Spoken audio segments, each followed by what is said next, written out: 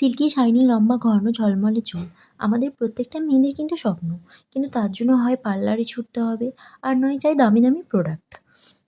কিন্তু আজকের এই রেমেডিটা যদি তুমি ট্রাই করতে পারো, তাহলে আর কোনো কিছুর প্রয়োজন পড়বে না। তো রাতের বেলা একটা পাত্রে চুল অনুযায়ী মেথি নিয়ে নেব, সেটা জলের মধ্যে ভিজিয়ে রেখে দেবো। সেই জলের সাথে ভেজানো মেথিটা সকালবেলা অবধি অপেক্ষা করব। ইন্ডাকশানে একটা পাত্র বসিয়ে ভেজানো মেথি আর কিছুটা জল দিয়ে দেব।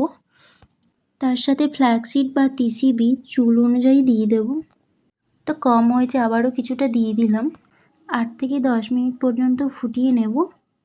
এরম গাঢ় জেল বেশ হয়ে গেলে কমপ্লিট। তাই ছেঁকে নেবে, ঠান্ডা হয়ে গেলে প্রবলেম হবে। তো দেখো খুব সুন্দর একটা জেল তৈরি হয়ে গেছে।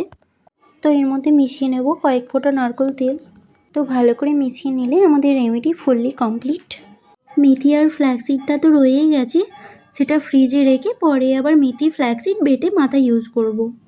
আর জেলটা পুরো স্ক্যাল্পে আর সারা চুলে হাতের সাহায্যে লাগাতে হবে। এই হেয়ার প্যাকে কী কী উপকারিতা আছে?